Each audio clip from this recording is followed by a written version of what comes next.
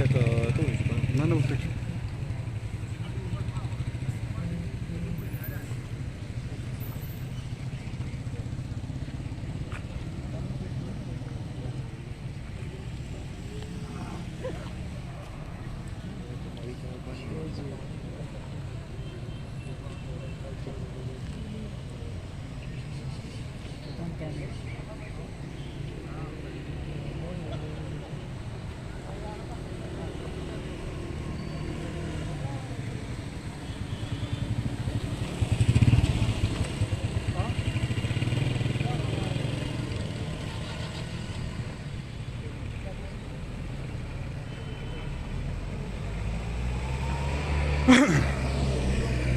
هذه هو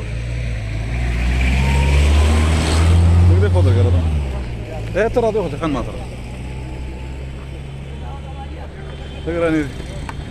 بسم الله الرحمن الرحیم. السلام علیکم قدرمندو کتونکو، نصر الله خټک یم او ستاسو په درانه خدمت کې حاضر شوم د تنګي بوچي پول نه. او دلته کې تاسو له دغه معلومات درکوم چې تنګي بوچي پول کې چې دی نو د دوو فریقینو ترمنځ چې دی نو دلته کې په ځمکه باندې شخړه راغلې وه، مسله راغلې وه. او دغه فریقین چې دی نو دا د یو فریق چې دی نو هغه احسان شاه دی، احسان چې دی نو هغه دغه تعلق چې دی نو هغه شیرپو سره دی. دویم فریق چې دی نو هغه ابراهیم خان دی. دلته نو د دوی دواړو فریقینو چې دی نو دلته د ځمکې په تنازع باندې چې دی نو فایرینګ وشو د یو بل خلاف چې دی نو. دلته تاسو ته دا هم ووایم چې دې وخت کې هم موږ دلته موجود یو. مقامي پولیس ډي اس پي تنګي عجب خان، اس ایچ اوګان اس ایچ او تنګي ذوالفقار خان، اس ایچ او مندني مسعود خان، ټول اس ایچ اوګان او سره سای دا ټول چې دی نو په موقع باندې راغلي دي او دلته کې موجود دي. ها دلته ټول موجود دي او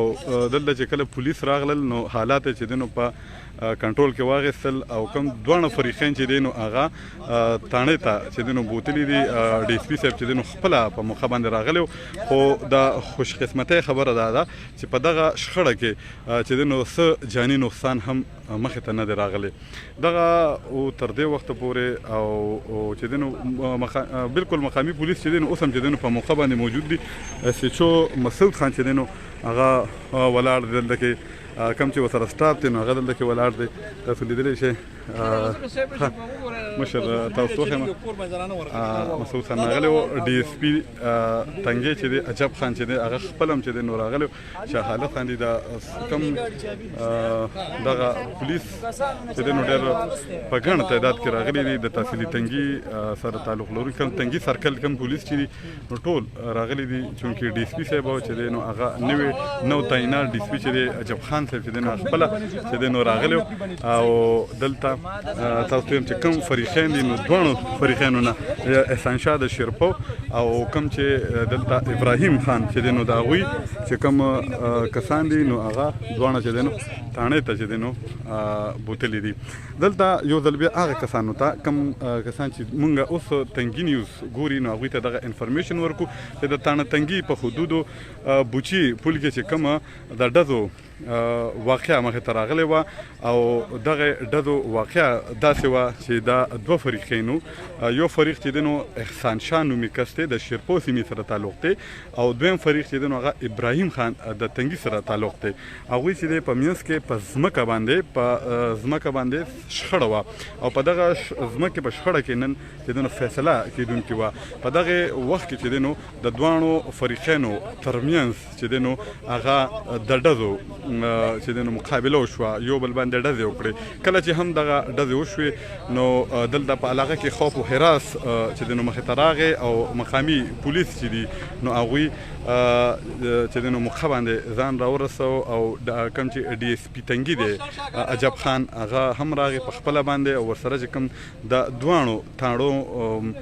کوم اس ایچ اوس چې دي د تانا مندني مسعود خان او د تانا تنګي ذوالفقار خان هغه هم چې دنو موقع ته ځان راورسو او کوم چې دنو فریقین دي دوه فریقین چې دنو هغه د وخت د تنګي تانه ته چې دنو هغه بوتلی شوی دي او دغه هم زه تاسو ته ما چې د خوش قسمتۍ نه دا هم تاسو ته ما چې الحمدلله په دغه کې څه قسمه جاني تر دې وخته پورې چې دنو کوم اطلاعات مونږ ته راغلي دي نو تر دې وخته پورې چې دنو په دغه کې هیڅ قسمه جاني نقصان نه دی شوی او به هر حال دغه ټوله واقعه وه دې حوالې سره چې دنو بالکل په دې کې به اف آی آر هم کېږي د دې باقاعده اف آی آر شروع دی په تنګي تاڼه کې به د دې واقعه خلاف چې دنو اف آی آر کېږي بیا چې څه اف آی آر وشو هغه به مونږ چې دنو تاسو سره چې دنو په تنګي نیوز چونکې تنګي نیوز تاسو خپل نیوز دی او یو تاسو په اعتماد کوئ نو مونږ دغه معلومات تاسو له درکړل چې د تانا تنګي په حدودو کې بوچي پول کې چې کومه د دوه فریقینو ترمنځ چې کوم ډزه شوې وه او هغه ډزې وجه چې وه نو هغه د